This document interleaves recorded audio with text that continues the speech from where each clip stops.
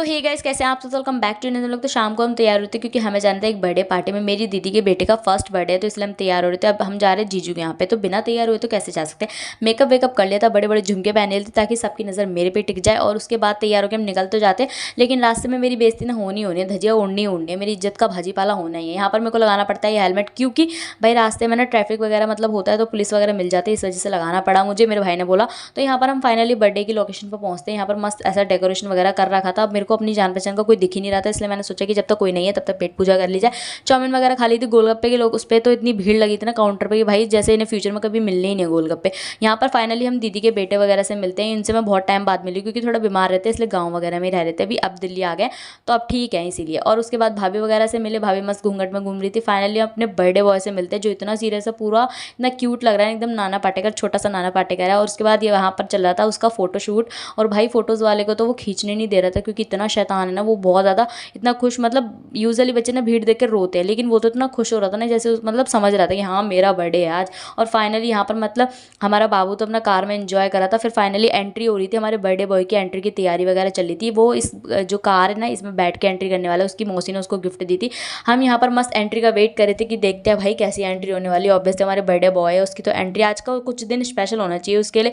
फिर यहाँ पर ना ऐसी भीड़ लगी हुई थी जैसे कोई दूल्हा दुल्हन आने वाले हैं, लेकिन फाइनली दूल्हा दुल्हन की जगह निकला हमारा छोटा सा क्यूट सा बर्थडे बॉय, जिसकी एंट्री इतनी मस्त हुई थी ना फायर गन के साथ, और मर्सिडीज़ में बैठ के आया था भाई हमारा लड़का। इतना क्यूट लग रहा था ना भाई, और वो इतना खुश ना रो रहा था, मतलब मस्त एकदम आराम से बैठा हुआ था। यूजुअली बच्चे बहुत रोते हैं, वो तो एकदम मस्त, देखो कितने उससे जैसे राजा वाजा कोई आ रहा है भाई साहब, वैसे तो वो राजा ही है एक तरीके से, बट वो बहुत खुश हो रहा था। और उसका केक भी ना बिल्कुल उसकी जो लुक है ना उस पर ही मैच कर रहा था। देखो बिल्कुल दोनों सेम सेम लग रहे हैं, ये वो भी टकला ये भी टकला, टू टकलास हो रहे थे।